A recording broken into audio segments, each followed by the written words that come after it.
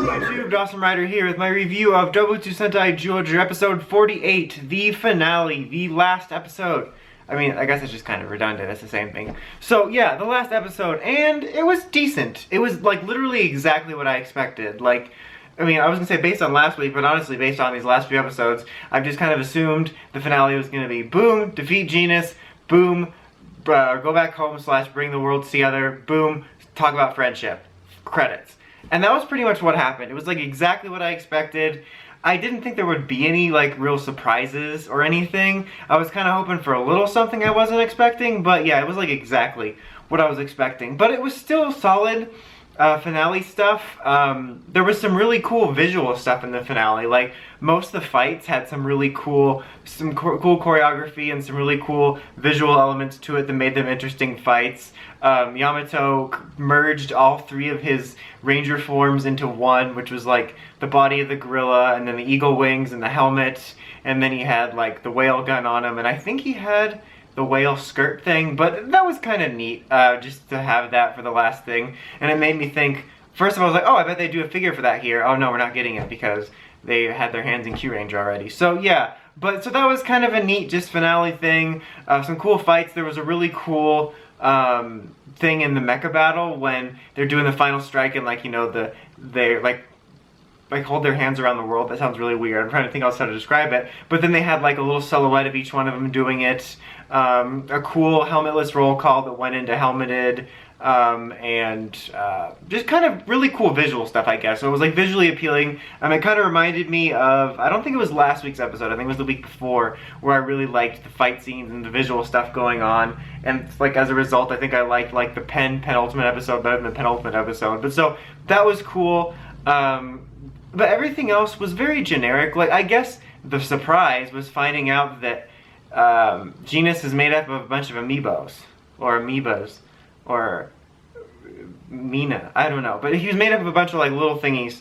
And then they kind of tried to tie it to, oh, he hates himself, so that's why he picked Misao, because he hates himself too. I'm like, okay, cool.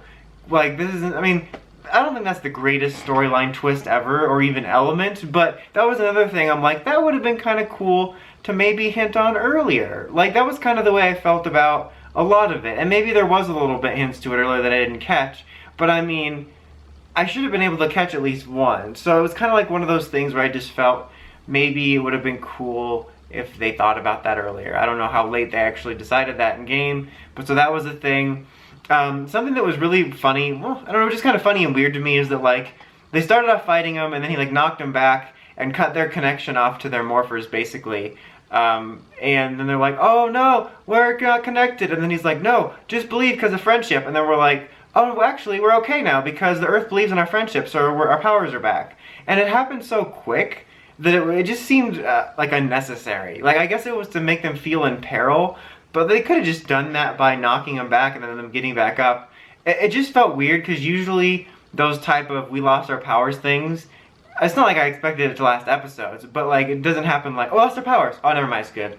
Like, so I think what should have happened, just based on how the 2 episodes played out, is have them actually, because Genus showed up at the end of last week's, have him show up a couple minutes early, and then start the battle last week, and then have them cut their connection to the cubes as a cliffhanger into the finale, and that's when you get it back with your stupid Earth friendship stuff.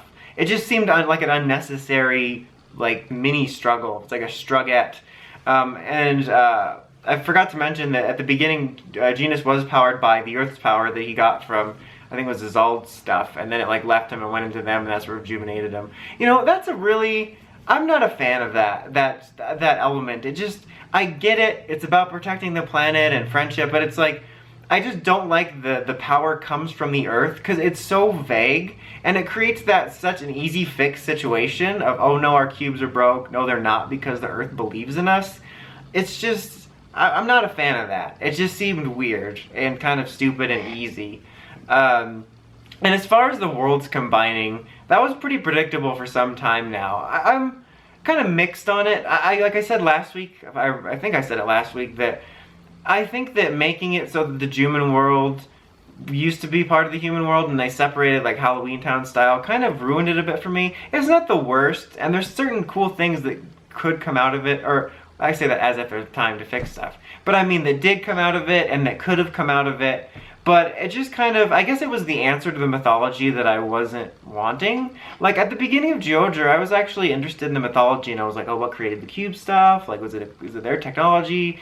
And then it's like, oh, it was like a bunch of toku nonsense of like, oh, it was the earth and the power, and then we separated, and friendship and horse masks. And it was just, I don't know. Like, even if they were, I kind of liked it as the idea of it being an alternate universe, essentially. Like a different Earth, like Earth 2, but like lamer. But even if that had happened, I still could have seen them merging at the end. And there were some neat scenes with that, like reunion scenes and stuff. But I think what should have happened with that, again, this is just kind of my personal thing, in order to make it seem less sudden, because it literally just suddenly happened. Like, they put all the cubes in, and then instead of going home, it just merged the Earths.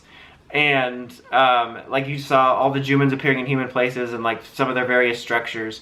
I think it would have been kind of neat maybe if at the end the 4 Jumans and Larry did go home, and like their goal once getting home, well, beyond reuniting with their families, was to sort of prepare the Juman world to merge and to work with the humans. And then you have like Yamato and Misao and Bard prepare the human world to work with the Juman world, and then you have like a little time skip, like 6 months, 3 months, a year, and then you unite them. And because there was a kind of a neat scene of, I think it was it Larry? I can't remember if it was Larry and Misao or Bard and Misao. I think it was Larry, because Bard was like, I'm gonna go wander because I'm brooding.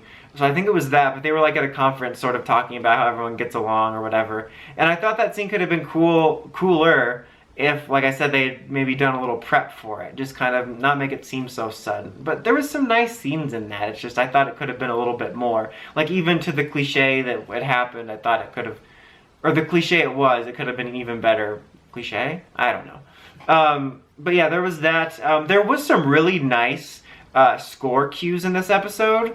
Again, similar to the penultimate episode, like the score really kicked in when they like got out of the mecha to fight Azald, and that was really neat. And there were some really cool moments where like the Zyuohger sort of instrumental music swelled. I think during the fight it was really cool. And then when they put all their cubes in, the score was really well utilized, and like all the way through the finale scenes, like it's a really good track that I didn't ever notice that often, because I feel like they underutilized it, because it really did fit the theme of the show and kind of got you into it a little bit, and I felt that that was underutilized, because I don't remember it being used that much, but it was really well placed in the finale and made the episode enjoyable.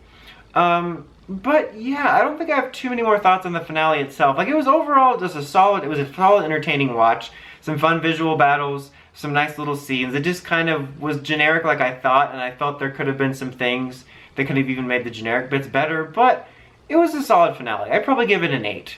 Now, as my thoughts on the series as a whole, I'm going to do a separate just series review that should be out the weekend after this comes out, or like a few days before that. It'll basically be a day or two, I think, before my first Q-Rage review goes up. So I'll just kind of do, not an overly long video, but just kind of a general thoughts video. I didn't want to make my last Zyuohger series episode review like 20 minutes, because I do the episode and then go into the series stuff. But anyway, that's about it. Until next time, make sure you check out the Crazy Podcast at writersrangerambles.com, and of course, don't forget to like, comment, subscribe. Till next time, Dawson Writer, signing out.